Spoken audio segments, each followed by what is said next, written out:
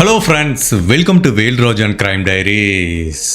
நம்ம சேனல்ல வித்தியாசமாக தீர்க்கப்பட்ட பல வழக்குகளை பார்த்துருக்கோம். பட் இன்னைக்கு நம்ம பார்க்க போற வழக்கு மாதிரி இந்த மாதிரி ஒரு இன்வெஸ்டிகேஷனை நீங்க கேள்விப்பட்டிருக்க வாய்ப்பே இல்லை.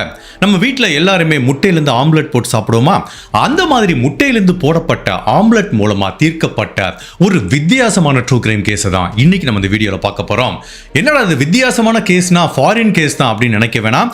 இந்த மாதிரி வித்தியாசமான டெக்னிக்கை மத்திய பிரதேசத்தில் இருக்க குவாலியர் சிட்டி போலீஸ் ஆஃபீஸர் தான் பயன்படுத்தி இந்த வழக்கை தீர்த்திருக்காங்க. அதுவும் போன மாதம் நடந்த கேஸை கிட்டத்தட்ட ஒரு 2 வாரத்துக்குள்ள தீர்த்திருக்காங்க. சும்மா வேற லெவல்ல இந்தியன் போலீஸ் ஒர்க் பண்ணியிருக்காங்க. கடைசி வரைக்கும் இந்த வீடியோவை பாருங்க. ஒரு வித்தியாசமான அனுபவத்தை இந்த வழக்கு உங்களுக்கு கொடுக்கும். இந்த கேஸ் எங்க இருந்து ஆரம்பிக்குதுன்னா, மத்திய பிரதேசத்தில் இருக்க குவாலியர் அப்படிங்கிற சிட்டில அவுட் சைடு வந்து பாத்தீங்கன்னா கட்டாரே அப்படிங்கிற ஒரு ஃபார்ம் ஹவுஸ் இருக்கு. இந்த ஃபார்ம் ஹவுஸ்ல குவாலியர் சிட்டியை சேர்ந்த நிறைய மக்கள் வீக்கெண்டு போய் தங்குவாங்க. சுத்தி அழகா மலைகள் நிறைஞ்ச மரங்கள் நிறைஞ்ச அடர்ந்த ஒரு காட்டுக்குள்ள இருக்கிற மாதிரி ஒரு உணர்வை கொடுக்கும். அதாவது வார இறுதியில மக்கள் அவங்களோட டென்ஷனை குறைக்கிறதுக்காக ஃப்ரெண்ட்ஸா போவாங்க, ஃபேமிலியா போவாங்க. அங்க கிரிக்கெட் கிரவுண்ட் இருக்கு, கிரிக்கெட் விளையாடுவாங்க. ஸோ அந்த மாதிரி தான் ஒரு வீக்கெண்ட் வந்து மக்கள் ஜாலியா கட்டாரேங்கிற அந்த ஃபார்ம் ஹவுஸை யூஸ் பண்ணிட்டு இருக்காங்க. இந்த ஃபார்ம் ஹவுஸுக்கு பின்னாடி ஒரு டூரிஸ்ட் பிளேஸ் இருக்கு. அதை எப்படி சொல்லலாம்னா ஃபாரஸ்ட் ஹில் ஏரியாங்கிற மாதிரி சொல்லலாம். சுத்தி எங்க பார்த்தாலும் மரங்கள் நிறைந்த ஒரு காட்டுப்பகுதி. அந்த காட்டுப்பகுதிக்குள்ள ஒரு மலைப்பகுதி மாதிரி இருக்கும். மக்கள் அதுல நடந்து ஏறி போலாம். சுத்தி எங்க பார்த்தாலும் கற்களும் புதர்களும் நிறைஞ்ச ஒரு பகுதி. அப்படி கிட்டத்தட்ட ஒரு 1 or 2 கிலோமீட்டர் மேலே ஏறி போனதுக்கு அப்புறம் ஒரு வேலி இருக்கு. அங்க இருந்து பார்த்தோம்னா குவாலியர் சிட்டியோட அழகை வந்து அப்படி ரம்மியமா இருக்கும். கிட்டத்தட்ட நம்ம திருச்சியில் இருக்க மலைக்கோட்டையில ஏறி பார்த்தா எப்படி இருக்கும் அந்த மாதிரி ஒரு ஃபீல் கிடைக்கும். ஸோ நிறைய மக்கள் வந்து சாயங்காலம் சரி காலையும் சரி ஒரு ஃபுல் டேவும் சரி அந்த மேலே ஏறி குவாலியர் சிட்டியோட அந்த அழகை வந்து ரசிப்பாங்க. பட் இந்த இடத்துல ஒரு பிரச்சனை என்ன அப்படின்னா, இது ஒரு அடர்ந்த காட்டுப்பகுதி, அதுவும் மலைப்பகுதி, ஒரு ஐசோலேட்டடான ஏரியாங்கிறதுனால நிறைய பேர் வந்து இதை மிஸ்யூஸ் பண்ணுவாங்க. சில பேர் நிறைய ட்ரிங்க் சாப்பிட்றதுக்கு, போதை மருந்து சாப்பிட்றதுக்கு, ஈவன் நிறைய பேர் வந்து பாலியல் தொழில் பண்றது கூட பயன்படுத்துவாங்க. அதனால போலீஸ் ஆஃபீஸர் இந்த இடத்துக்கு அடிக்கடி ரோந்து வருவாங்க. அந்த மாதிரி தான் டிசம்பர் மாதம் 29ஆம் தேதி 2025ஆம் வருஷம் சோனம் ரகுவன்சிங்கிற ஒரு பெண் போலீஸ் அதிகாரி தலைமையில வழக்கம் போல இந்த ஏரியாவுக்கு ரோந்து வராங்க. அன்னைக்கு கொஞ்சம் எக்ஸ்ட்ராவே செக் பண்றாங்க. அதுக்குரிய காரணம் என்னன்னா, நியூ இயர் வரப்போது, நம்ம எல்லாருமே நியூ இயரை செலிப்ரேட் பண்ண போறோம்னா இந்த காட்டு பகுதிக்குள்ள போய் மலையில ஏறி குடிச்சிட்டு அங்கிருந்து எவனாவது விழுந்து செத்து போறதுக்கு சான்ஸ் இருக்கு. அதனால ஒரு 2-3 நாள் இந்த ஏரியாவை க்ளோஸா கண்காணிக்கணும்னா இந்த பெண் போலீஸ் அதிகாரி தலைமையில ஒரு டீம் மேலே ஏறி போறாங்க. ஸோ அந்த மக்கள் மேலே போன எல்லா மக்களும் இப்போ இறங்கி வர்றாங்க. அந்த மேலே ஆல்மோஸ்ட் யாருமே இல்லை. அப்போ போலீஸ் அதிகாரிகள் அந்த இடத்த கேஷுவலாக செக் பண்ணிட்டு வரும்போது கற்கள் நிறைந்த ஒரு பகுதி இருக்கு. அந்த பகுதிக்கு பின்னாடி இந்த போலீஸ் ஆஃபீஸர், பெண் போலீஸ் அதிகாரி இப்படி கேஷுவலாக பார்க்கும்போது பயங்கர ஷாக் ஆயிட்டாங்க. அங்க ஒரு பெண் வந்து அப்படியே சலனமே இல்லாம படுத்திருக்காங்க. இவங்க பக்கத்துல போய் பார்க்கறாங்க. ஒருவேளை அந்த பெண் ஏதாவது தவறி விழுந்துட்டாங்களான்னு பார்த்தா பக்கத்துல போய் பார்த்து மிரண்டு போயிட்டாங்க. அந்த பெண்ணோட முகமே சிதைக்கப்பட்டிருக்கு. பார்க்கும்போதே தெரியுது அந்த பெண் உயிரோட இல்லைன்னு. ஸோ கொஞ்ச நேரத்துக்கு முன்னாடி ஏதோ ஒரு செக்கிங்காக இந்த ஏரியாவுக்கு வந்த போலீஸ் ஆஃபீஸர் அடுத்த 10 நிமிஷத்துக்குள்ளே இதை ஒரு கிரைம் சீன் மாதிரி மாற்றி கம்ப்ளீட்டாக லாக் பண்ணிடுறாங்க. பட் இந்த டயத்தில் இந்த இடத்துல இந்த மாதிரி ஒரு கொலை நடந்த விஷயம் அந்த ஏரியா மக்களுக்கு காட்டுத்தீ மாதிரி பரவ ஆரம்பிக்குது. அதுவும் இந்த கட்டாரே ஃபார்ம் ஹவுஸில் தங்கியிருக்க நிறைய டூரிஸ்ட் பயங்கர பதட்டமாகி எல்லாருமே இங்கே வந்து பார்க்க ஆரம்பிக்கிறாங்க. ஏதோ ஒரு கொலை நடந்திருக்கு, என்ன நடந்திருக்கு அப்படின்னு. பிகாஸ் இந்த மாதிரி கிரைம் சீனை வந்து மக்கள் வந்து ஒரு ஆர்வத்தோட வந்து பார்ப்பாங்க. பட் என்ன பிரச்சனைனா, இந்த மாதிரி மக்கள் நிறைய வரும்போது அந்த கிரைம் சீனில் கிடைச்ச தடயங்கள் வந்து அழிஞ்சு போறதுக்கு வாய்ப்பு இருக்கு. ஸோ போலீஸ் அதிகாரிகள் அடுத்த 10 நிமிஷத்துக்குள்ளே அந்த கிரைம் சீனை கம்ப்ளீட்டாக லாக் பண்றாங்க. பொதுமக்கள் யாருக்குமே அனுமதி கொடுக்கல. பட் இதுல பிரச்சனை என்னன்னா, இந்த பெண்ணோட உடலை கண்டுபிடிக்கும் போது நைட் ஒரு 7:30-8 மணி இருக்கும். அதுக்கப்புறம் ஃபாரன்சிக் டீம்லாம் வந்து செக் பண்ண முடியாது. ஸோ மார்னிங் தான் ஃபாரன்சிக் டீம் வருவாங்க. அது வரைக்கும் போலீஸ் அதிகாரிகள் இந்த பெண்ணோட சடலத்தையும் அந்த ஏரியாவையும் கம்ப்ளீட்டா செக்யூர் பண்றாங்க. பட் சோனம் ரகுவன்சிங்கிற ஒரு பெண் போலீஸ் அதிகாரி தான் அந்த சடலத்தை பார்த்தாங்க. அந்த பெண்ணோட முகமே முழுவதுமாக சிதைக்கப்பட்டிருக்கு. ஒரு கல்லை வச்சு அடிச்சே கொலை பண்ணிருக்காங்க. இந்த பெண்ணோட முகத்தை யாருமே கண்டுபிடிக்க கூடாது, அந்த பெண்ணோட ஐடென்டிட்டியே தெரியக்கூடாது அப்படிங்கிற மாதிரி தான் அந்த கொலைகாரன் முழுவதுமாக அந்த பெண்ணோட முகத்தை சிதைச்சிருக்கான். இப்ப போலீஸ் அதிகாரிகள் இந்த பெண்ணோட உடல் எங்க கண்டுபிடிக்கப்பட்டதோ அதை சுத்தி தேடி பார்க்கறாங்க. ஜென்ரலாவே ஒரு பெண்ணா என்ன பண்ணுவாங்க, ஒரு ஹேண்ட்பேக் வச்சிருப்பாங்க, அதுல சில மேக்கப் மெட்டீரியல் இருக்கும், அவங்களோட ஐடென்டிட்டி கார்டு இருக்கும். மோஸ்ட் ஆஃப் த பெண்கள் பார்த்தீங்கன்னா ஒரு ஹேண்ட்பேக் வச்சிருப்பாங்க. பட் இந்த உடலை சுத்தி எந்த விதமான ஹேண்ட்பேக்கும் கண்டுபிடிக்கல, ஈவன் அந்த பெண்ணுக்கு சொந்தமான எந்த பொருளையும் கண்டுபிடிக்க முடியல. ஸோ ஏதாவது ஒரு ஐடென்டிட்டி கார்டு இருந்தால் அந்த பெண் யாருன்னு தெரியும், பட் எந்த பொருளையும் கண்டுபிடிக்க முடியாததுனால இந்த பெண்ணோட ஐடென்டிட்டியும் தெரியல, முகமும் முழுவதுமாக சிதைக்கப்பட்டிருக்கு. அந்த பெண் ஒரு ஜீன்ஸ் போட்டிருக்காங்க, ஒரு ஷர்ட் போட்டிருக்காங்க. இதை தவிர அந்த பெண்ணை பத்தியான எந்த ஐடென்டிட்டியும் இல்லை. பட் போலீஸ் இனிஷியலா பார்க்கும்போது அந்த பெண்ணுக்கு வந்து ஒரு 30-35 வயசு இருக்கலாம் அப்படிங்கறதான் அனுமானம். பட் இதுல இன்னொரு ஷாக்கிங்கான விஷயம் என்ன அப்படின்னா, அந்த பெண்ணோட உடலை பார்க்கும்போது அந்த பெண் அரை நிர்வாணமா இருந்திருக்காங்க. ஸோ இதுல இருந்து என்ன தெரியுதுன்னா, இந்த பெண்ணை கொலை பண்றதுக்கு முன்னாடி அந்த கொலைகாரன் இந்த பெண் கிட்ட தவறா நடந்துதான் கொலை பண்ணிருக்காங்கிற மாதிரி தெரியுது. ஜஸ்ட் திங்க் பண்ணி பாருங்க, ஒரு டூரிஸ்ட் பிளேஸ்ல மக்கள் அதிகமா வந்துட்டு போற ஒரு இடத்துல ஒரு பெண் இப்படி கொலை செய்யப்படும் போது அந்த ஏரியா மக்களுக்கும் அங்க டூரிஸ்டா வர்ற மக்களுக்கும் பக்கத்துல தங்கியிருக்க கட்டாரே ஃபார்ம் ஹவுஸ்ல தங்கியிருக்க டூரிஸ்டுக்கும் எவ்வளவு பெரிய பதட்டத்தை உண்டு பண்ணும். அதனால இந்த வழக்குக்கு ஒரு தனித்துவம் கிடைக்குது, ஒரு முக்கியத்துவம் கிடைக்குது. உடனே போலீஸ் அதிகாரிகள் ஒரு மீட்டிங் போடுறாங்க. நம்ம என்ன பண்ணுவோமோ தெரியாது, ஒரு 2-3 நாளைக்குள்ள அந்த கொலைகாரனை கண்டுபிடிக்க முடியும். அப்படி இல்லைன்னா ஒரு டூரிஸ்ட் பிளேஸ்ல வந்த ஒரு பெண்ணுக்கு பாதுகாப்பு இல்லையா அப்படிங்கிற மாதிரி போலீஸ் அதிகாரிகள் மேல மக்கள் கிட்ட இருந்து ஒரு அவப்பெயர் வந்துருங்கிறதுனால இம்மிடியட்டா நைட்டோட நைட்டா உயர் போலீஸ் அதிகாரிகள் 2 டீம் ஃபார்ம் பண்றாங்க. ஒரு டீமோட முக்கியமான வேலை என்னன்னா, ஃபர்ஸ்ட் இந்த பெண்ணோட ஐடென்டிட்டியை கண்டுபிடிக்கிறது. ரெண்டாவது, இது ஒரு டூரிஸ்ட் பிளேஸ் அப்படிங்கிறதுனால என்னதான் இந்த இடத்துல கீழே, அதாவது மலைப்பகுதியில் கேமரா கிடையாது, கீழே இருந்து ஒரு 2 கிலோமீட்டர் ஏறி போனோம், அங்கேயும் கேமரா கிடையாது. பட் இந்த டூரிஸ்ட் பிளேஸுக்கு ரீச் ஆகிறதுக்கு பக்கத்தில் ஒரு ஜங்ஷன் இருக்கு. அந்த ஜங்ஷன்ல எப்படின்னா 4 ரோடும் ஜாயின் ஆகும். அதுல ஒரு ரோடு வழியா தான் இந்த டூரிஸ்ட் பிளேஸுக்கு போவாங்க. ஸோ இந்த டூரிஸ்ட் பிளேஸுக்கு வர்றவன் கண்டிப்பா அந்த ஜங்ஷனை கிராஸ் பண்ணி தான் வந்திருக்கணும். அதனால இன்னொரு டீமோட வேலை என்னன்னா, அந்த ஜங்ஷனும் சரி அதை சுத்தி இருக்க எல்லா இடத்திலையும் இருக்கிற சிசிடிவி கேமராவை செக் பண்றது. ஒட்டுமொத்தத்தில் இந்த வழக்கு குவாலியர் மக்கள் கிட்ட மட்டுமல்ல, ஒட்டுமொத்த குவாலியர் போலீஸ் டிபார்ட்மெண்ட்டுக்கும் ஒரு மிக முக்கியமான வழக்கா பார்க்கப்படுது. இப்ப மறுநாள் காலையில ஃபாரன்சிக் டீம் வர்றாங்க. வந்து இந்த பெண்ணோட சடலத்தை பார்க்குறாங்க. இந்த பெண்ணோட ஃபேஸ்ல வந்து அங்க இருக்கிற கல்லை வச்சு அடிச்சு கொலை பண்ணிருக்கான். ஸோ அந்த கொலைக்காக பயன்படுத்தப்பட்ட ஆயுதம் அந்த கல்லு கிடைக்குதான்னு பார்க்குறாங்க. பட் அன்பார்ச்சுனேட்டா சுத்தி எங்க பார்த்தாலும் மலைகள் இருக்கிறதுனால இந்த கொலைகாரன் இந்த கொலையை பண்ணிட்டு அந்த கல்லை அப்படி தூக்கி போட்டு போனா அது எங்கேயோ போய் விழுந்திருக்கும். ஸோ அதை கண்டுபிடிக்கிறதுங்கிறது வந்து பாசிபிளான விஷயமே கிடையாது. ஒட்டுமொத்தத்தில் இந்த கிரைம் சீன்ல சொல்லிக்கிற மாதிரி ஒரு பெரிய தடயமும் கிடைக்கல. ஓகே, அந்த பெண்ணோட ஐடென்டிட்டி கார்டும் கிடைக்கல, ஹேண்ட்பேக்கும் கிடைக்கல. பட் நான் ஏற்கனவே சொன்ன மாதிரி அந்த பெண் வந்து ஒரு ஷர்ட் போட்டிருக்காங்க, ஒரு ஜீன்ஸ் போட்டிருக்காங்க. அந்த பெண்ணோட ஷர்ட்ல வந்து பாத்தீங்கன்னா இந்த பக்கம் இடுப்பு பகுதி கிட்ட ஒரு பாக்கெட் இருக்கு. ஜென்ரலாவே இதை எல்லாருமே கேஷுவலா செக் பண்ணுவாங்க, அந்த பாக்கெட்டுக்குள்ள ஏதாவது இருக்கானே. அப்படி அங்க இருக்கிற போலீஸ் அதிகாரிகள், ஃபாரன்சிக் டீம் 2 பேருமே அந்த பெண்ணோட பாக்கெட்ல செக் பண்ணி பார்க்கும்போது ஒரு வித்தியாசமான பொருள் கிடைக்குது. அதை பார்க்கும்போது என்னன்னா, ஒரு உணவுப் பொருள் மாதிரி இருக்கு. அதை உற்று நோக்கி பார்க்கும்போது தெரியுது அது வந்து முட்டையிலேருந்து போடப்பட்ட ஆம்லெட்னு தெரியுது. என்னடா இது, ஆம்லெட் எப்படி ஒரு பைக்குள்ள வந்துச்சு? நம்ம ஜென்ரலா என்ன பண்ணுவோம், ஆம்லெட்னா இலையில வச்சு சாப்பிடுவோம், பிளேட்ல வச்சு சாப்பிடுவோம். யாராவது பைக்குள்ள ஆம்லெட்டை வைப்பாங்களா அப்படிங்கிற ஒரு சந்தேகம் வருது. பட் இதுதான் இந்த வழக்க தீர்க்க போகுது அப்படிங்கிறது அப்ப அந்த ஃபாரன்சிக் டீமுக்கு தெரியல. அப்ப அந்த ஃபாரன்சிக் அதிகாரிகள் அந்த ஆம்லெட் பீஸ், ஒரு சின்ன பீஸ் தான் இருக்கு, அதை எடுத்துக்கிட்டு அதை சோனம் ரகுவன்சிங்கிற இந்த பெண் போலீஸ் அதிகாரி கிட்ட காமிக்கிறாங்க. மேடம், இந்த பெண்ணோட பாக்கெட்ல ஒரு சின்ன ஆம்லெட் பீஸ் இருந்தது, இதை வச்சு என்ன பண்ணுவீங்களோ எங்களுக்கு தெரியாது, ஜஸ்ட் இதை நாங்கள் கண்டுபிடிச்சோம் அப்படிங்கிற மாதிரி கொடுக்குறாங்க. அந்த உயர் போலீஸ் அதிகாரியும் அப்படியே பார்க்குறாங்க. ரொம்ப திறமையான பெண்மணி. அப்போ அவங்க திங்க் பண்ணி பார்க்குறாங்க, ஜென்ரலாக இந்த மாதிரி மலை மேலே வரவங்க என்ன பண்ணுவாங்கன்னா வீட்டிலேருந்து ஸ்நாக்ஸ் எடுத்துகிட்டு வருவாங்க. அப்படி இல்லைன்னா இந்த மலைக்கு ஒரு 2 கிலோமீட்டர் ஏறி வரணும்ல, அதோட அடிவாரத்தில் நிறைய சின்ன சின்ன கடைகள் போட்டிருப்பாங்க. டீ கடை இருக்கும், ஸ்நாக்ஸ் கடை இருக்கும். அப்போ கண்டிப்பாக இந்த பெண் கீழே இருக்கிற ஒரு கடையில் தான் ஆம்லெட் வாங்கி சாப்பிட்ருக்கணும். கொஞ்சம் சாப்பிட்டுட்டு மீத ஆம்லெட்டை அவங்க பாக்கெட்ல போட்டுட்டு போயிருக்கலாம். அப்ப கீழே இருக்க கடைகள்லாம் போய் விசாரிச்சா மேபி அந்த பெண்ணை அந்த ஆம்லெட் போட்ட நபர் பார்த்திருக்க வாய்ப்பு இருக்கு அப்படிங்கிற மாதிரி இப்ப அந்த பெண்ணோட உடலை பிரேத பரிசோதனைக்கு அனுப்பி வைக்கிறாங்க. அதுக்கப்புறம் கீழே அந்த அடிவாரத்துல யாரெல்லாம் கடைகள் போட்டிருப்பாங்களோ ஒவ்வொருத்தர்கிட்ட போய் விசாரிக்கிறாங்க. இந்த விசாரணை பண்ணும்போது காலையில ஒரு 9 மணி இருக்கும்.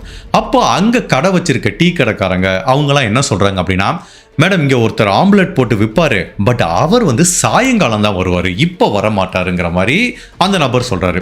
அப்போ போலீஸ் அதிகாரிகள் என்ன ஃபீல் பண்றாங்கன்னா, சரி இப்போ நம்ம போயிட்டு சாயங்காலம் வரலாம் அப்படிங்கிற மாதிரி அவங்க கிளம்பி போறாங்க. இந்த டயத்துல அந்த பெண்ணோட உடலை பிரேத பரிசோதனை பண்ணி பார்க்கும்போது இவங்களை கொலை பண்ண கொலைகாரன் அந்த பெண் கிட்ட தவறா நடந்திருக்கான். அதுக்கப்புறம் கல்லை வச்சு அடிச்சு கொலை பண்ணிருக்கான். இதை தவிர எந்த விதமான தடயங்களையும் அந்த பெண்ணோட உடம்புல கண்டுபிடிக்க முடியல. பட் அந்த பெண்ணோட ஃபேஸ் ரெகக்னைசபிளா இல்ல. அப்போ ஒரு ஃபாரன்சிக் எக்ஸ்பர்ட் என்ன சொல்றாரு, இப்ப லேட்டஸ்டா தான் நிறைய ஏஐ டெக்னாலஜி வந்துருச்சுல. முன்னாடிலாம் நம்ம என்ன பண்ணுவோம், ஏதோ அந்த ஃபேஸ்ல தெரிஞ்ச ஒரு நெத்தி கொஞ்சம் தெரியுது, கண்ணும் கொஞ்சம் தெரியுது அப்படின்னா அதை வச்சு ஒரு கம்பாசிட் ஸ்கெட்ச் வரைவோம். பட் இப்போ டெக்னாலஜி ரொம்ப அட்வான்ஸா வளர்ந்ததுனால, ஆர்டிஃபிஷியல் இன்டெலிஜென்ஸ் டெக்னாலஜி வந்ததுனால இப்போ இந்த பெண்ணோட முகத்துல எவ்வளவு தெரியுதோ அந்த பாகங்களை வச்சு இந்த பெண் எப்படி இருப்பாங்க அப்படிங்கிற மாதிரி நம்ம ஏஐ மூலமா ஒரு ஸ்கெட்ச் வரையலாங்கிறாங்க. இதுவும் ஒரு சூப்பரான ஐடியாவை பார்க்கப்படுது. அப்ப ஃபாரன்சிக் போட்டோகிராஃபர் என்ன பண்றாங்க, சிதைக்கப்பட்ட இந்த பெண்ணோட முகத்தை நல்ல எல்லா ஆங்கிளையும் போட்டோ எடுத்து அதை ஏஐ எக்ஸ்பர்ட் கிட்ட கொடுக்குறாங்க. இதுதான்ப்பா என்கிட்ட இருக்கு, இதை வச்சு அந்த பெண்ணோட முகம் எப்படி இருக்குங்கிறத எங்களுக்கு ஏஐ டெக்னாலஜி மூலமா வரைஞ்சு காமிங்கிறாங்க. ஸோ இப்போ ஏஐ டெக்னாலஜி பீப்புளும் ஒரு பக்கம் ஒர்க் பண்றாங்க. இந்த சோனம் ரகுவன்சிங்கிற போலீஸ் ஆபீசரும் அந்த ஆம்லெட் போட்ட நபரை தேட ஆரம்பிக்கிறாங்க. மக்கள் கூட்டம் கூட்டமா வந்துட்டு போற இப்படி ஒரு மலைப்பகுதியில வச்சு அந்த பெண்ணை யாரு கொலை பண்ணது, இந்த ஏஐ டெக்னாலஜி மூலமா அந்த பெண்ணோட ஐடென்டிட்டியை கண்டுபிடிச்சாங்களா, இந்த ஆம்லெட் மூலமா அந்த பெண்ணோட கொலைகாரனை ரீச் பண்ணாங்களா அப்படிங்கிற நம்ம இந்தியாவில் இருக்க மத்திய பிரதேசல இருக்க குவாலியர்ல நடந்த பலவித குழப்பங்களும் திருப்பங்களும் நிறைஞ்ச ஒரு வித்தியாசமான ட்ரூ கிரைம் கேஸ் தான் இன்னைக்கு நம்ம இந்த வீடியோல பார்க்க போறோம். அப்படி ஆம்லெட் இந்த கொலைகாரனை பிடிக்கிறதுக்கு எப்படி உதவி பண்ணிச்சு அப்படிங்கறத நம்ம தெரிஞ்சுக்கிறதுக்கு முன்னாடி உங்க டைம் 2 செகண்ட்ஸ் எனக்காக ஸ்பெண்ட் பண்ணி என்னோட வீடியோஸ் உங்களுக்கு பிடிச்சிருந்துச்சுன்னா லைக் பண்ணிட்டு கமெண்ட் பண்ணுங்க. இன்கேஸ் என்னோட சேனலை இது வரைக்கும் நீங்க சப்ஸ்கிரைப் பண்ணாம பார்த்தீங்கன்னா மறக்காம சப்ஸ்கிரைப் பண்ணி என்ன சப்போர்ட் பண்ணுங்க. நிறைய பேர் வீடியோ பார்க்குற சுவாரஸ்யத்தில் லைக் பண்ண மறந்துறீங்க. மேபி நீங்க இப்போ ஆம்லெட் சாப்பிட்டுட்டு இருந்தா கூட பரவாயில்ல, நிப்பாட்டிட்டு லைக் பண்ணிட்டு ஆம்லெட் சாப்பிட்டுட்டு இந்த வீடியோவை கண்டினியூ பண்ணுங்க. நீங்க யாருமே எதிர்பார்க்காத பலவித வித்தியாசமான இன்வெஸ்டிகேஷன் டெக்னிக்கை நம்ம குவாலியர் போலீஸ் யூஸ் பண்ணிருக்காங்க. கண்டிப்பா இந்த வழக்கு உங்களுக்கு சுவாரஸ்யமா இருக்கும். அதுவும் இந்த இன்வெஸ்டிகேஷன் டெக்னிக் ரொம்ப சூப்பரா இருக்கும். இப்போ அன்னைக்கு சாயங்காலம் இந்த சோனம் ரகுவன்சிங்கிற போலீஸ் ஆபீசர் அந்த மலையடிவாரத்துக்கு கீழே வர்றாங்க. அந்த ஆம்லெட் போட்டுட்டு இருக்க நபரை பிடிச்சிடறாங்க. இப்போ அவர்கிட்ட கேட்குறாங்க, இந்த கொலை நடந்ததுக்கு அன்னைக்கு நைட்டு இந்த மாதிரி யாராவது ஒரு பெண் இங்க ஆம்லெட் வாங்கினாங்களா அப்படிங்கிற மாதிரி கேட்குறாங்க. அவர் யோசிச்சு பார்க்குறாரு, மேடம் நிறைய பேர் வாங்கினாங்க, நான் யாரை ரெகக்னைஸ் பண்ணுறதுன்னு எனக்கு தெரியலங்கிறாங்க. பட் இந்த பெண் அதாவது கொலை செய்யப்பட்ட பெண் ஒரு ஷர்ட் போட்டிருந்தாங்க. அந்த ஷர்ட்டோட கலரை சொல்லி கேட்குறாங்க. அப்போ அந்த ஆம்லெட்டோட வெண்டர் அப்படியே யோசிக்கிறாரு, ஆமாம் மேடம், ஒரு பெண் வந்தாங்க, ஆம்லெட் வாங்கினாங்க, சாப்பிட்டுட்டே இருந்தாங்க, அப்படியே மலை மேலே ஏறி போனாங்க. போகும்போது அந்த மீதம் இருக்கிற ஆம்லெட்டை தங்களோட அந்த ஷர்ட் பாக்கெட்டுக்குள்ள போட்டாங்க, நான் பார்த்தேங்கிற மாதிரி சொல்றாரு. ஜென்ரலா ஆம்லெட் வாங்குறவங்க என்ன பண்ணுவாங்கன்னா, இலையில வச்சு தருவாங்க, சாப்பிடுவாங்க, ஃபுல்லா சாப்பிடுவாங்க, இல்லை தூக்கி போட்டுருவாங்க. ஆம்லெட் மாதிரி ஒரு பொருளை யாருமே ஷர்ட் பாக்கெட்டுக்குள்ள டைரக்டா வைக்க மாட்டாங்க. நான் கூட யோசிச்சேன், எதுக்கு இந்த பெண்ணு டைரக்டா ஷர்ட் பாக்கெட்டுக்குள்ள வைக்கிது அப்படிங்கிற மாதிரி எனக்கு ஒரு வித்தியாசமா பட்டுச்சு. அதனால தான் இந்த இன்சிடென்ட் எனக்கு ஞாபகம் இருந்துச்சு அப்படிங்கிற மாதிரி அவர் சொல்றாரு. அப்ப அடுத்து போலீஸ் கேட்குறாங்க, அந்த பெண் மட்டும் தனியா வந்தாங்களா இல்ல கூட யாராவது வந்தாங்களான்னு கேட்டதுக்கு, கூட ஒருத்தர் வந்தார் மேடம், 2 பேர் வந்தாங்க, அவங்க ஃபேஸை நீங்க பாத்தீங்களா அப்படிங்கிற மாதிரி கேட்குறாங்க. இல்ல மேடம், 2 பேரும் பைக்ல வந்தாங்க, பைக்கை பார்க் பண்ணாங்க, அப்படி ஹெல்மெட் போட்டுட்டே தான் வந்தாங்க, ஆம்லெட் வாங்கிட்டு அதுக்கப்புறம் தான் ஹெல்மெட்டை கழட்டிட்டு போனாங்க. எனக்கு ஃபேஸ் சரியா ஞாபகம் இல்லை, 2 பேருமே ஹெல்மெட் போட்டிருந்தாங்க. பட் என்னால உறுதியா சொல்ல முடியும், அந்த பெண் கூட ஒரு ஆண் வந்தாரு அப்படிங்கிற மாதிரி இவர் ஒரு தகவல் சொல்றாரு. ஓகே, இப்ப இவர் சொன்ன தகவலை வச்சு அந்த பெண்ணோட ஃபேஸையும் ரெகக்னைஸ் பண்ண முடியல, கூட வந்த அந்த ஆணோட ஃபேஸையும் ரெகக்னைஸ் பண்ண முடியல. பட் ஒன்று மட்டும் தெரியுது, அந்த பெண்ணை கொலை பண்ண கொலைகாரன் அவங்க கூட தான் வந்திருக்காங்க. அந்த பெண் அந்த கொலைகாரனை நம்பி தான் வந்திருக்காங்க. ஸோ கண்டிப்பா அந்த கொலைகாரன் அந்த பெண்ணுக்கு நெருக்கமான ஒரு நபராக இருக்கிறதுக்கு நிறையவே வாய்ப்பு இருக்குங்கிற மாதிரி தான் திங்க் பண்றாங்க. ஓகே, இப்போ இந்த ஆம்லெட் வெண்டர் சொன்ன தகவல் வந்து ஒரு பேசிக்கான இன்ஃபர்மேஷன். அவர் கொடுத்தது எதுவுமே கான்கிரீட்டான இன்ஃபர்மேஷன் கிடையாது. இப்போ அடுத்து போலீஸ் எங்க போறாங்க அப்படின்னா சிசிடிவி கேமராக்கு போறாங்க. இப்போ இந்த பெண் வந்து என்ன கலர் ஷர்ட் போட்டிருந்தாங்கன்னு தெரியுது. நீ ஹெல்மெட் போட்டுக்கோ, அதெல்லாம் பிரச்சனை இல்லை. நான் ஏற்கனவே சொன்ன மாதிரி ஒரு ஜங்ஷன் இருக்கு. அந்த ஜங்ஷனை கிராஸ் பண்ணி தான் மோட்டார் பைக்கா இருந்தாலும் சரி, காரா இருந்தாலும் சரி, இந்த டூரிஸ்ட் ஸ்பாட்டுக்கு வர முடியும். பட் இந்த ஆம்லெட் வெண்டர் என்ன சொன்னாரு, அந்த 2 பேரும் பைக்ல வந்தாங்கன்னு சொல்றாரு. அப்ப போலீஸ் அதிகாரிகள் என்ன ஃபீல் பண்றாங்கன்னா, ஓகே, கொலை நடந்தப்போ இந்த ஏரியால பைக்ல ஒரு பெண் பின்னாடி உட்கார்ந்து வந்திருக்கணும், அவங்க இந்த கலர்ல ஷர்ட் போட்டிருக்கணும் அப்படிங்கிற மாதிரி அந்த ஜங்ஷனை ஃபுல்லா பாக்குறாங்க. அவங்களும் பொறுமையா பார்த்துட்டு இருக்கும்போது, ஓகே, ஒரு சாயங்காலம் இந்த ஏரியால யாரெல்லாம் இங்க வந்தாங்க அப்படிங்கிற மாதிரி பாக்குறாங்க. அந்த வெண்டர், ஆம்லெட் வெண்டர் என்ன சொன்னாரு, சாயங்காலம் ஒரு 5:30 மணி இருக்கும், 6 மணி இருக்கும், அவங்க வந்தாங்க அப்படி மாதிரி சொல்றாரு. சோ அந்த டயத்துல அந்த ஜங்ஷன்ல யாரெல்லாம் மோட்டார் பைக்ல வந்தாங்கன்னு சொல்லி ஒரு பாக்குறாங்க. மொத்தம் ஒரு 7-8 மோட்டார் பைக் கிடைக்குது. பட் அன்பார்ச்சுனேட்டா அந்த ஜங்ஷன்ல இருக்க சிசிடிவி கேமரா அவ்வளவு கிளியரா இல்ல. பட் எத்தனை மோட்டார் பைக் வந்ததுன்னு தெரியுது. அதுல ஒரு கப்பல் யார் வந்தாங்கன்னு தெரியுது. மேபி இந்த பெண் போட்டிருக்க ஷர்ட் மாதிரி யாராவது போட்டிருக்காங்களா அப்படிங்கிற மாதிரி ஒரு லிஸ்ட் எடுக்கிறாங்க. அதுல மொத்தம் வந்து ஒரு 6-7 பைக் கிடைக்குது. அந்த பைக்ல இருந்து ரெஜிஸ்ட்ரேஷன் நம்பர் எடுக்க முடியுமா அப்படிங்கிற மாதிரி இந்த பக்கம் போலீஸ் ஆபீசர் ட்ரை பண்ணிட்டு இருக்காங்க. இப்போ போலீஸ் ஆபீசர் என்ன பண்றாங்கன்னா, ஒரு 5-6 பைக்கை ஷார்ட் லிஸ்ட் பண்றாங்க. ஓகே, இந்த கப்புலா தான் இருக்கணும் அப்படிங்கிற மாதிரி. பட் எல்லாருமே ஹெல்மெட் போட்டிருக்காங்க. இந்த 5-6 கிளிப்பிங்கையும் அந்த ஆம்லெட் வெண்டர்ட்ட போய் காமிக்கிறாங்க. சார், நீங்க அந்த 2 பேரோட ஃபேஸை பார்க்கல, பட் அவங்க எந்த பைக்ல வந்தாங்க, என்ன கலர் ட்ரெஸ் போட்டிருந்தாங்க, என்ன ஹெல்மெட் போட்டிருந்தாங்கிறத நீங்க நோட் பண்ணிருப்பீங்களா? நாங்க ஒரு 5-6 கிளிப்பிங் காமிக்கிறோம், அதுல யாருங்கிறத நீங்க கண்டுபிடிச்சு சொல்லுங்கிற மாதிரி கேட்கறாங்க. பிகாஸ் அந்த 5-6 பைக்ல இருந்து எந்த பைக்குன்னு கண்டுபிடிச்சா மேபி அதோட நம்பர் பிளேட்டை எடுத்து அந்த பைக்குக்கு சொந்தமான நபரை கண்டுபிடிச்சு அவன் கொலைகாரனா இருக்கிறதுக்கு வாய்ப்பு இருக்கு. ஸோ இப்போ அந்த ஆம்லெட் வெண்டரும் என்ன பார்க்குறாரு, ஃபுல்லாக பார்க்குறாரு. அதில் ஒரு 5-6 பைக்லேருந்து ஒரு பைக்கை மட்டும் செலக்ட் பண்ணுறாரு. சார், இந்த தம்பதிகள் தான் சார் வந்தாங்க, மேபி இந்த பெண்ணாக தான் இருக்கணும், இந்த பெண் தான் வந்து ஆம்லெட் வாங்கினாங்க அப்படிங்கிற மாதிரி அவர் சொல்கிறாரு. இப்போ போலீஸ் ஆஃபீஸர் என்ன பண்ணுறாங்கன்னா, அந்த நம்பரை எடுக்க முயற்சி பண்ணுறாங்க. நான் ஏற்கனவே சொன்ன மாதிரி சிசிடிவி கேமரா கிளியரா இல்லை, பட் எந்த பைக்குன்னு தெரியுது. ஓகே, இந்த ஜங்ஷனில் அந்த பைக்கோட நம்பரை எடுக்க முடியாட்டா கூட பரவாயில்ல, மேபி இந்த ஜங்ஷனுக்கு வர்றதுக்கு அந்த பைக்கு நாலாபுறமும் இருந்து எந்த ஏரியால வந்திருக்கோ அந்த ஏரியால சிசிடிவி கேமரால பார்த்தா இந்த பைக்கோட நம்பரை கண்டுபிடிக்க வாய்ப்பு இருக்குன்னு இப்போ அந்த குவாலியர் சிட்டியவே சல்லடை போட்டு தேடுறாங்க.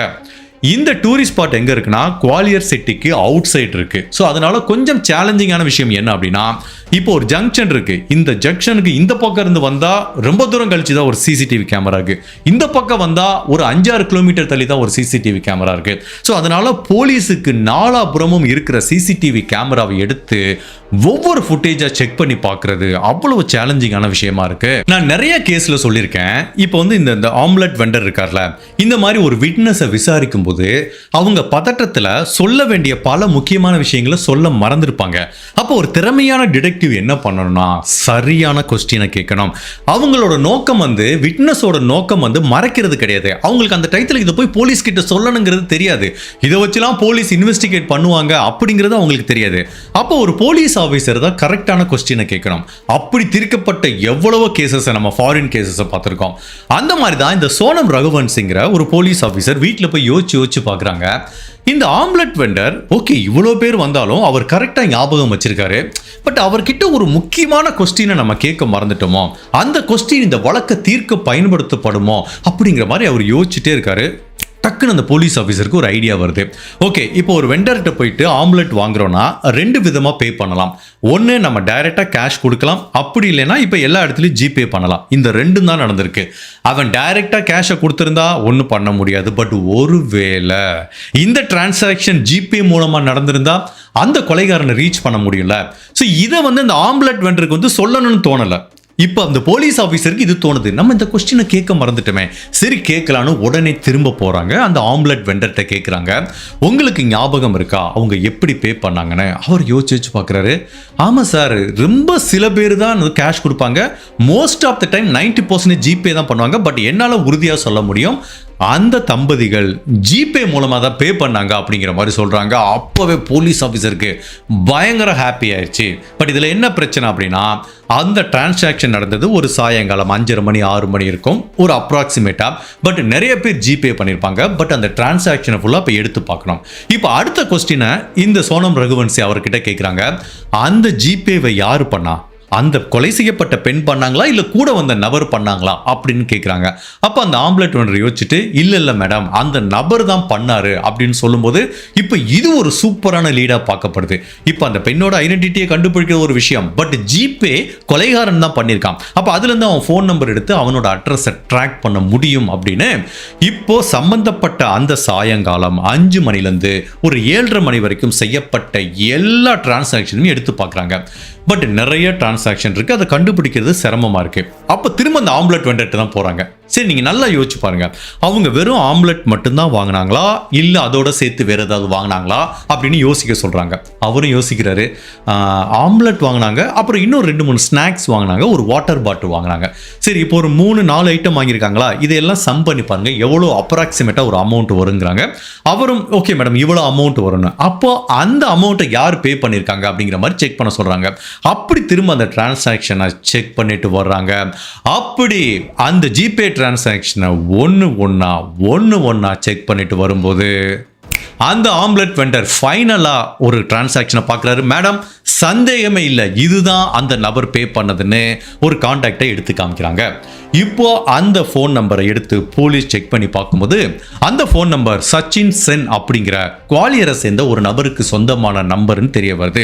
இப்போதான் சச்சின் அப்படிங்கிற பெயரையே போலீஸ் முதல் டைம் கேள்விப்படுறாங்க. ஓகே, இப்போ இந்த நம்பர் கிடைச்சா போதுமே, இதை வச்சு அவரோட வீட்டு அட்ரஸ்ல இருந்து முழு ஜாதகத்தையும் போலீஸால் எடுக்க முடியும். ஸோ இந்த கேஸில் இந்த பெண்ணை யாரு கொலை பண்ணிருப்பா அப்படிங்கிற சஸ்பெக்டை கண்டுபிடிக்கிறாங்க. சச்சின் அப்படிங்கிற அந்த நபரோட வீட்டு அட்ரஸ்ல இருந்து அவரோட முழு ஜாதகத்தையும் போலீஸ் எடுக்கிறாங்க. அவரோட வீடு குவாலியர்ல இருக்குங்கிறத கண்டுபிடிக்கிறாங்க. போலீஸுக்கு எப்போ அந்த சஸ்பெக்டோட டீடைலும் கிடைக்குதோ அதே டைத்துல கொலை செய்யப்பட்ட பெண்ணோட அந்த ஃபேஸை வந்து ஆர்டிஃபிஷியல் இன்டெலிஜென்ஸ் மூலமா ஜெனரேட் பண்ணி இன்டர்நெட், டிவி, நியூஸ் பேப்பர் எல்லா இடத்துலையும் சர்க்குலேட் பண்ணாங்க. அப்படி பண்ணி பார்க்கும்போது அந்த பெண்ணை பத்தி ஒரு தகவல் தெரிய வருது. அதாவது ஒரு பெண் போலீஸ் டிபார்ட்மெண்ட்டை கான்டாக்ட் பண்ணி சொல்றாங்க, இந்த பெண்ணை பார்க்கும்போது என்னோட ஃப்ரெண்டு சங்கீதா மாதிரி தெரியுதுங்கிறாங்க. பட் சங்கீதாங்கிற பெண் வந்து குவாலியரை சேர்ந்தவங்க கிடையாது. அவங்க மத்திய பிரதேசல இருக்க டி கம்கார் அப்படிங்கிற இன்னொரு ஊரை சேர்ந்தவங்க. பட் அந்த பெண்மணி சொல்றாங்க, சார் அவ இந்த ஊரு கிடையாது சார், பட் பார்க்க அந்த பெண் மாதிரியே இருக்கு, பட் அவ எப்ப சார் குவாலியர் வந்தா எனக்கு தெரியாதே அப்படிங்கிற மாதிரி அந்த பெண் சொல்றாங்க. பட் இந்த பெண் சொன்ன தகவலை வச்சு அந்த மத்திய பிரதேசல இருக்க டி கம்கார்ங்கிற ஊருக்கு போறாங்க. அந்த இடத்தை கண்டுபிடிக்கிறாங்க. பட் இந்த பெண்மணி சொன்ன அந்த சங்கீதாங்கிற பெண்மணிக்கு ஏற்கனவே திருமணமாச்சு, குழந்தைகள் இருக்கு. இப்போ அந்த வீட்டில் போய் கேட்குறாங்க. அவங்க கணவர் பயங்கர ஃப்ரஸ்ட்ரேட் ஆகாரு. சார் அவ எப்படி போனா எனக்கு என்ன சார், நான் அவளை பத்தி கவலையே படுறது இல்லைங்கிறாரு. சரி, என்னாச்சு சார், கொஞ்சம் தெளிவா சொல்லுங்க, நீங்களும் உங்க பையனும் இங்க இருக்கீங்க, பட் உங்க மனைவி குவாலியர்ல இருக்காங்க, என்ன டீட்டெயில்னு கேட்கும்போது, சார் இங்கே நாங்கள் நல்ல சந்தோஷமான வாழ்க்கையை வாழ்ந்துட்டு இருந்தோம் சார், பட் என்னோட மனைவிக்கு நிறைய ஆண்களோட தொடர்பு ஏற்படுது, இதனால எங்களுக்குள்ள நிறைய பிரச்சனை வந்துச்சு சார். ஒரு ஸ்டேஜில் அவளை என்னால் கண்ட்ரோல் பண்ண முடியல, நான் தண்ணி தெளித்து விட்டுட்டு நீ எக்கேடு கெட்டு போனேன். இந்த டயத்தில் போன வாரம் வந்து என்கிட்ட சொன்னால் எனக்கு குவாலியரில் ஒரு வேலை கிடைச்சிருக்கு, நாங்கள் வேலைக்கு போகிறேன்னா தாராளமாக போ, நீ அங்கே போய் வேலை பாரு, எவன் கூட வேணாலும் சுற்றி, எனக்கு பிரச்சனை இல்லைங்கிற மாதிரி நான் அனுப்பி விட்டேன் சார். அப்போ என்ன பண்ணா, 21ஆம் தேதி குவாலியருக்கு கிளம்பி போனான். கிளம்பி போனவ குவாலியர் பத்திரமா வந்து சேர்ந்துட்டேன்னு எனக்கு ஒரு ஃபோன் பண்ணி சொன்னான் சார். அதுக்கப்புறம் நான் அவளை காண்டாக்ட் பண்ணவே விரும்பலை சார். ஏன்னா எனக்கு என் மனைவி மேலே ஈடுபாடும் இல்லை, அவள் 1000 பேரோட சுற்றிட்டு இருக்கா, அப்படிப்பட்ட பொண்டாட்டி எனக்கு தேவையில்லை, அதனால அவள் எக்கேடுங்கிட்டு போனாலும் எனக்கு கவலை இல்லை. நீங்கள் அவளை தேடி இப்போ இங்கே வந்திருக்கீங்க, அதுக்குரிய என்ன காரணம்னு கூட நான் தெரிஞ்சுக்கிறதுக்கு விருப்பப்படல சார் அப்படிங்கிற மாதிரி ஒரு கணவரோட ஃப்ரஸ்ட்ரேஷனும் அவரோட கோபமும் நியாயமாக இருந்தது. ஒரு மனைவிக்கு இத்தனை ஆண்களோட தொடர்பு இருக்கும்போது ஒரு கணவரோருக்கு வந்து இதே மாதிரி தான் கோபமும் இருக்கும், மனநிலையும் இருக்கும். அப்போ போலீஸ் கரெக்டாக தெரியுது, மேபி கொலை செய்யப்பட்டது சங்கீதாவாக இருக்கலாம், ஏன்னா அவங்க போன வாரம் தான் குவாலியருக்கு வந்திருக்காங்க. அப்போ போலீஸ் ஆஃபீஸர் அவங்க கணவர்கிட்ட கேட்குறாங்க, உங்கள் மனைவியோட ஃபோட்டோ இருக்குமான்னு கேட்குறாங்க. அவரும் ஒரு ஃபோட்டோவை எடுத்து கொடுக்குறாரு. அந்த ஃபோட்டோவையும் ஆர்டிஃபிஷியல் இன்டெலிஜென்ஸ் ஜென்ரேட் பண்ண ஃபோட்டோவையும் வச்சு பார்க்குறாங்க. போலீஸ் மிரண்டு போயிட்டாங்க. அப்படியே ஒரு 99% மேட்ச் ஆகுது. உண்மையிலேயே ஏஐ டெக்னாலஜி இந்த நம்ம இந்தியன் பீப்புள் வந்து பக்காவாக யூஸ் பண்ணி அழகாக அந்த பெண்ணோட உருவத்தை ஒத்து போகிற மாதிரி ஜென்ரேட் பண்ணி கொடுத்துருக்காங்க. பட் நான் இன்டர்நெட்ல எவ்வளவோ தேடி பார்த்தேன், அந்த பெண்ணோட ஒரிஜினல் போட்டோ எனக்கு கிடைக்கல. பட் இப்போ நீங்க பார்த்துட்டு இருக்கிறது அது வந்து ஏஐ ஜென்ரேட்டட் போட்டோ. இந்த டயத்துல இந்த கேஸ்ல சஸ்பெக்டா இருக்கிற அந்த சச்சின்ங்கிற நபரோட வீட்டு அட்ரஸை கண்டுபிடிச்சு போய் கதவை தட்டுறாங்க. ஒரு பெண் கதவை திறக்கிறாங்க. அந்த பெண் தன்னை சச்சினோட மனைவிங்கிற மாதிரி அறிமுகப்படுத்திக்கிறாங்க. அந்த சச்சின்ங்கிற நபருக்கு ஒரு குழந்தை இருக்கு. இப்போ உங்க கணவர் எங்கன்னு கேட்டா, என்னோட கணவர் 4-5 நாளா ஆளை காணோம், அவர் எங்க போனாருன்னு எனக்கு தெரியவே இல்லை அப்படிங்கிற மாதிரி சொல்றாங்க. பட் அந்த சச்சின் எப்படி இருப்பாருங்கிற மாதிரி ஒரு போட்டோவும் தர்றாங்க. ஸோ இப்போ அந்த சச்சின்கிற சஸ்பெக்டோட ஃபோட்டோ கிடைக்குது. அதை வந்து போலீஸ் நியூஸ் பேப்பர் டிவிலாம் பப்ளிஷ் பண்ணி ஃபைனலாக அந்த சச்சின் எங்கே இருக்காருன்னு கண்டுபிடிச்சி அடுத்த 2-3 நாளைக்குள்ளேயே அரெஸ்ட் பண்ணி போலீஸ் ஸ்டேஷனுக்கு விசாரணை கூட்டிட்டு வராங்க. ஸோ இப்போ இந்த கேஸை பொறுத்த வரைக்கும் சஸ்பெக்ட் கஸ்டடிக்கு வந்தாச்சு. கொலை செய்யப்பட்ட பெண் யாரா இருக்கலாம் அப்படிங்கிற ஐடென்டிட்டியும் தெரியுது. இப்போ அந்த நபர்கிட்ட விசாரணை ஆரம்பிக்கிறாங்க. உங்களுக்கு சங்கீதாங்கிற பெண்ணை தெரியுமா அப்படின்னு கேட்குறாங்க. அவர் யோசிச்சு கேட்குறாரு, எந்த சங்கீதா? அதாவது மத்திய பிரதேசில் இருக்க அந்த டி கம்கார்ங்கிற ஊரை சேர்ந்தவங்க போன வாரம் குவாலியருக்கு வந்தாங்க, உங்களை பார்க்க தான் வந்தாங்க நாங்கள் நினைக்கிறோம், உங்களுக்கு தெரியுமான்னு கேட்குறாங்க. ஆமாம் நல்லா தெரியும் சார், எனக்கு அந்த பெண் நல்லாவே பரிச்சயமானவங்க தான். எஸ், என்னை பார்க்கறதுக்காண்டி தான் குவாலியருக்கு வந்தாங்க. ஸோ நாங்கள் 2 பேரும் மீட் பண்ணோம். அப்போ எனக்கு இன்னொரு வீடு இருக்கு, அந்த வீட்டில் அந்த பெண் என் கூட ஒரு 2-3 நாள் தங்கி இருந்தாங்க அப்படிங்கிற மாதிரி சொல்றாரு. இப்போ போலீஸ் அடுத்த கொஸ்டினை கேட்குறாங்க, உங்களுக்கும் அந்த பெண்ணுக்கும் எப்படி அறிமுகம் ஏற்பட்டதுன்னு கேட்குறாங்க. அப்போ அந்த நபர் என்ன சொல்றாரு, சார் நாங்கள் 2 பேரும் சோஷியல் மீடியா வழியா தான் பழக்கமாகிட்டோம், 2 பேரும் நெடுநாள் சேட் பண்ணோம். என்னோட திருமண வாழ்க்கையில ஏற்கனவே பிரச்சனை இருக்கு, அந்த பெண்ணோட திருமண வாழ்க்கையிலும் நிறைய பிரச்சனை இருக்கு. அப்ப நாங்க 2 பேரும் முடிவு பண்ணோம், நீ உன் குடும்பத்தை விட்டு வந்துரு, நான் என் குடும்பத்தை விட்டு வந்துடுறேன், 2 பேரும் திருமணம் பண்ணிக்கலாங்கிற மாதிரி முடிவு பண்ணோம். எனக்கு அந்த பெண்ணை ரொம்ப பிடிச்சிருந்துச்சு, உயிருக்கு உயிரை காதலிக்க ஆரம்பிச்சோம். இப்படியே ஆன்லைன்லேயே எங்க காதல் கண்டினியூ ஆயிட்டு இருக்கு. அப்ப அந்த பெண்மணி ஒரு நாள் என்கிட்ட சொன்னாங்க, நான் குவாலியருக்கு வர்றேன், மீட் பண்ணலாமான்னு சொன்னாங்க. எனக்கு பயங்கர ஹாப்பி ஆயிடுச்சு. பிகாஸ் இந்த பெண் தான் தனக்கு வாழ்க்கை துணையா வேணுங்கிற மாதிரி நான் நினைச்சேன். அப்ப அந்த பெண் தன்னை பார்க்க வரும்போது என்னோட சந்தோஷம் வந்து 2 மடங்கு அதிகமாயிடுச்சு. அப்ப அந்த பெண்ணோட தங்குறதுக்காக நான் தனியா ஒரு வீடுலாம் செட் பண்ணிட்டு நானே அந்த பெண்ணை ரிசீவ் பண்ணிக்கிட்டேன். என் கூட ஒரு 2-3 நாள் தங்கியிருந்தாங்க. பட் அந்த பெண் என் கூட தங்கி இருக்கும் போதுதான் எனக்கு தெரியுது, அந்த பெண்ணுக்கு நிறைய ஆண்கள் கூட தொடர்பு இருக்குன்னு. எப்படி சமூக வலைதளத்துக்குள்ள என் கூட பேசினாங்களோ அதே மாதிரி ஒரு 10-20 பேர்கிட்ட பேசிட்டு இருக்காங்க. ஈவன் நாங்க 2 பேரும் ஒன்னா தங்கிட்டு இருக்கும் போது எப்ப பார்த்தாலும் போன்ல இருக்காங்க, சேட் பண்றாங்க. எத்தனை பேர் கூட கான்டாக்ட்ல இருக்காங்கன்னு எனக்கே தெரியல. எனக்கு பயங்கர ஃப்ரஸ்ட்ரேட் ஆயிடுச்சு. இப்படிப்பட்ட ஒரு பெண்ணையா நம்ம உயிருக்கு உயிரை காதலிச்சோம், இப்படிப்பட்ட ஒரு பெண்ணுக்காகவா தன்னோட மனைவியை விட்டுட்டு நம்ம வர முயற்சி பண்ணோம் அப்படிங்கிற மாதிரி எனக்கு அந்த பெண் மேல ஒரு தீராத கோபம் ஏற்பட்டுச்சு. பிகாஸ் அந்த பெண் பேசும்போது என்னை எப்படி ஏமாத்துறான், எனக்கு உன்னை ரொம்ப பிடிச்சிருக்கு, என் கணவர் சரியில்லை, உன் கூட தான் ஒரு வாழ்க்கையை அமைக்கிறோம் அப்படிங்கிற மாதிரி உருகி உருகி என்னை காதலிச்சா. பட் அவ இவ்வளவு மோசமான பெண்ணா இருக்கா அப்படிங்கறத என்னால நினைச்சு கூட பார்க்க முடியல. ஒட்டு மொத்தத்துல ஒரு ஆன்லைன் மூலமா அந்த பெண் என்னை ஏமாத்திட்டா அப்படிங்கிற கோபம் எனக்கு அப்படியே தலைக்கு ஏறி அவளை ஏதாவது பண்ணணும் அப்படிங்கிற மாதிரி வந்துச்சு சார் அப்படிங்கிற மாதிரி இவர் சொல்றாரு. சரி ஓகே, அந்த பெண் வந்தாங்க, உங்க கூட தங்குனாங்க, கோபம் வந்துச்சு, அதுக்கப்புறம் அந்த பெண்ணை என்ன பண்ணீங்க அப்படின்னு கேட்டதுக்கு அப்ப கூட சச்சின் எதையுமே மறைக்கிறதுக்கு முயற்சி பண்ணாம நடந்த எல்லாத்தையும் சொல்றாரு. எனக்கு சார் அந்த பெண்ணை அப்படியே உயிரோட விடுறதுல இஷ்டம் இல்லை சார், ஏன்னா அவ என்னோட எமோஷன்ஸ்ல விளையாண்டுட்டா, அந்த பெண் என்னை ஏமாத்திட்டா, அதனால அவளை கொலை பண்ணி ஆகணுங்கிற மாதிரி நான் முடிவு பண்ணிட்டேன் சார். அப்பதான் இந்த கட்டாரே ஃபார்ம் ஹவுஸ்க்கு பக்கத்துல ஒரு மலைப்பகுதி இருக்கு, அங்க எப்படி ஒரு சாயங்காலம் 6-6:30 மணிக்கு யாரும் இருக்க மாட்டாங்க, அவளை ஏமாத்தி மேல கூட்டிட்டு போனா அவளை அடிச்சே கொன்னா கூட கேட்கறதுக்கு யாரும் இருக்க மாட்டாங்கன்னு சொல்லிதான் ஒரு நாள் சாயங்காலம் அவளை ஏமாத்தி அங்க கூட்டிட்டு போனேன். ஸோ 2 பேரும் பைக்கில் போனோம், அங்கே நின்னோம். அவள் சாப்பிட்றதுக்கு ஏதாவது வேணும்னு கேட்டால் அப்போ தான் ஆம்லெட் வாங்கினா, வாட்டர் பாட்டில் இன்னொரு ஐட்டம் வாங்கினோம். அவள் அந்த ஆம்லெட்டை சாப்பிட்டுட்டே மேலே வந்தா. எனக்கு தெரியாது அவள் ஆம்லெட்டை பைக்குள்ளே போட்டாங்கிறது. ஸோ இப்போ 2 பேரும் மேலே போகிறாங்க. நேரம் ஆக ஆக அங்கே இருக்கிற எல்லா மக்களும் கீழே இறங்கி வந்துடுறாங்க. இவங்க 2 பேரும் மட்டும்தான் அந்த மலைப்பகுதியில் இருக்காங்க. சுற்றி எங்கே பார்த்தாலும் மரங்கள் நிறைஞ்ச அடர்ந்த காட்டுப்பகுதி. அப்போ இவன் அந்த பெண்மணி எப்படி ஏமாத்துறான் அப்படின்னா, அங்க பாருமா ஒரு சின்ன ஒரு பாறை இருக்கு, அதை தாண்டி போனோம்னா அங்க இருந்து பார்த்தா வியூ சூப்பரா இருக்கும். ஒரு 2 பாறை இருக்கும், அதுக்கு இடையில கூடி பார்த்தா அருமையா இருக்குங்கிற மாதிரி சொல்றான். அந்த பெண்ணும் இவனை நம்பி அப்படி ஒரு ஐசோலேட்டடான ஏரியாவுக்கு வர்றாங்க. அப்போ அந்த சச்சின்கிற நபருக்கு அந்த சங்கீதாவை என்ன பண்ணாலும் இங்க கேட்கறக்கு ஆள் இல்லை. ஏன் யாராவது டூரிஸ்ட் வந்தா கூட விசிபிளா தெரியாது. பிகாஸ் அந்த பெண்ணை ஒரு ஐசோலேட்டட் ஏரியாவுக்கு கூட்டு போயிட்டான். அந்த பெண்ணும் இதை வேலியோட வியூவை பார்க்குறேன்னு என்ஜாய் பண்ணிட்டு இருக்கும்போது ஒரு கல்லை எடுத்து அந்த பெண்ணோட தலையிலே ஒரே அடி, அங்கேயே மயக்கம் போட்டு விழுந்துட்டாங்க. அப்ப கூட அந்த பெண் மேல கோபம் தீராம அதே கல்லை வச்சு அவங்க முகத்திலேயே அடின்னு அடிச்சு கொலை பண்ணிருக்கான். முகமே செதஞ்சு போச்சு. ஸோ இவனோட நோக்கம் அந்த பெண்ணோட முகத்தை யாரும் கண்டுபிடிக்க கூடாது அப்படிங்கிறது இல்ல, அந்த பெண் மேல இருந்த அளவுக்கு அதிகமான கோபம். நீ ஒரு எமோஷனல் எஃபெக்டை கொடுத்து என்னை ஏமாத்திட்ட, இத்தனை ஆண்கள் கூட தொடர்பு வச்சிருக்க, பட் என் மேல காதல் இருக்கிற மாதிரி நடிச்சு என்னை ஏமாத்திட்ட, என்னோட உணர்ச்சிகளை காயப்படுத்திட்டேங்கிற மாதிரி கோபத்துல தான் சார் அந்த பெண்ணை அடிச்சே நான் கொலை பண்ணிட்டேன். அதுக்கப்புறம் அந்த கல்லை ஒரு ரொம்ப டீப்பா ஒரு இடத்துல தூக்கி போட்டுட்டு நான் மெதுவா கீழே இறங்கி வந்துட்டேன். என்னோட வீட்டுக்கு போனேன், அங்க திங்ஸ் எல்லாம் பேக் பண்ணிட்டு என்னோட மனைவிக்கு சொல்லிட்டு எனக்கு ஒரு முக்கியமான வேலை இருக்கு, ஒரு வாரம் வரமாட்டேன்னு சொல்லி நான் கிளம்பி போயிட்டேன். பட் எப்படியும் என்ன தேடி நீங்க கண்டுபிடிச்சிட்டீங்க அப்படிங்கிற மாதிரி சச்சின்கிற இந்த நபர் ஒரு கன்ஃபெஷன் கொடுத்தா கூட இந்த சச்சின் தான் அந்த பெண்ணை கொலை பண்ணியிருக்கான் அப்படிங்கிறதுல எந்த விதமான மாற்று கருத்தும் கிடையாது. பட் இவன் சொல்றது அந்த மோட்டிவ் நம்புற மாதிரி இல்லை. பிகாஸ் அந்த சங்கீதாங்கிறோட பெண்ணை உடலை கண்டுபிடிக்கும் போது அந்த பெண்ணோட உடல் அரை நிர்வாணமா இருந்திருக்கு.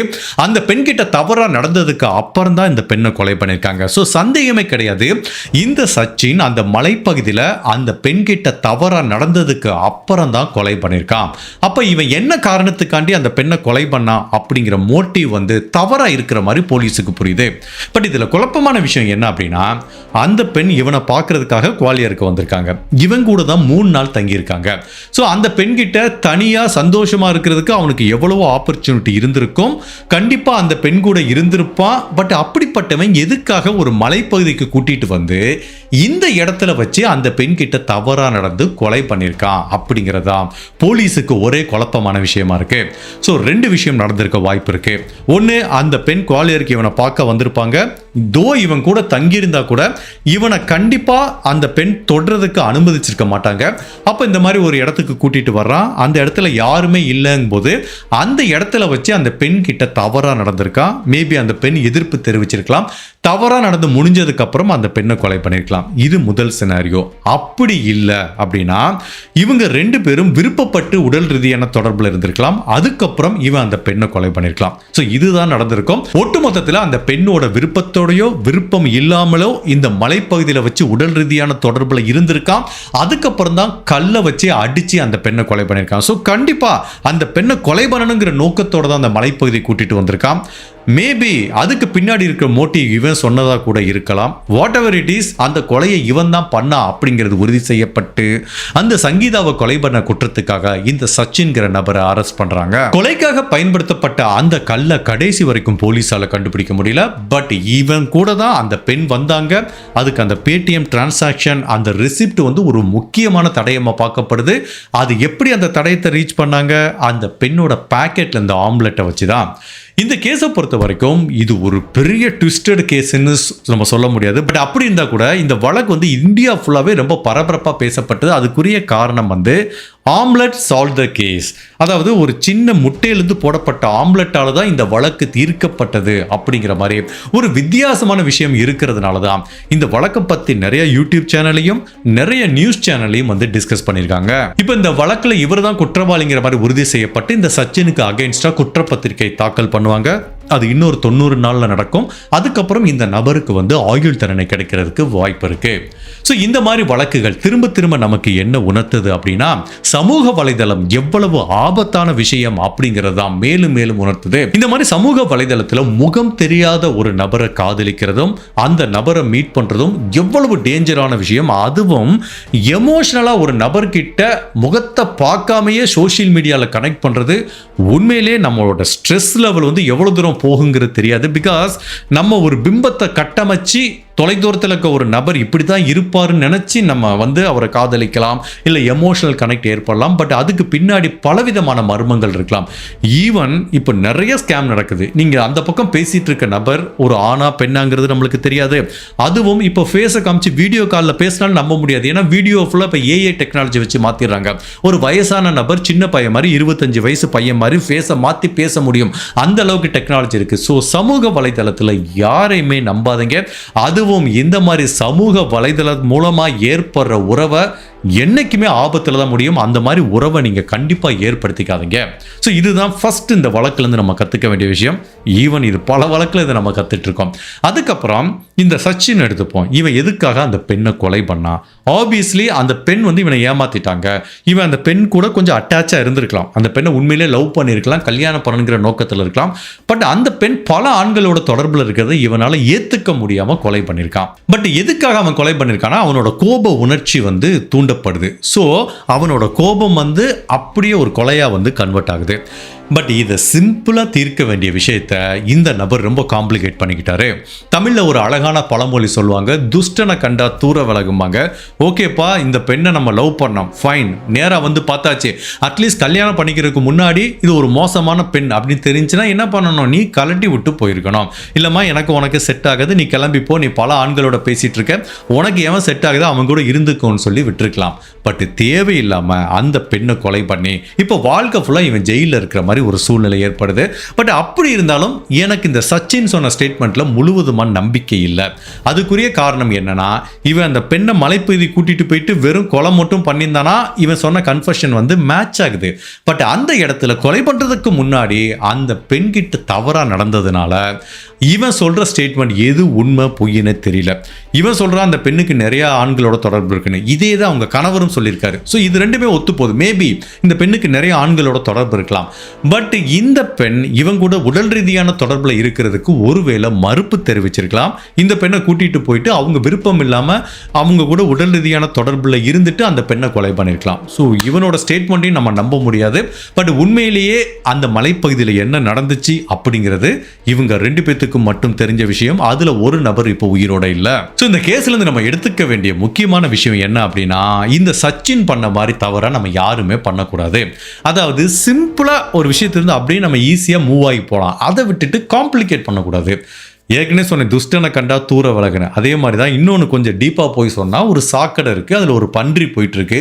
அது வாட்டில் போனால் போயிட்டு போகுது. அதை போய் அடிக்க போகிறேன்னு ஒரு கல்லை தூக்கி போட்டால் என்ன ஆகும்? அந்த சாக்கடை நம்ம மேலே தான் தெரிக்கும். ஸோ இதெல்லாம் நம்மளுக்கு தேவையா? அதுக்கு பேசாமல் நம்ம நடந்து போயிட்டு இருக்கலாம். ஓகே, நீ போனால் போ, உனக்கு எனக்கு ஒத்து வராதுன்னு போயிருக்கலாம்ல.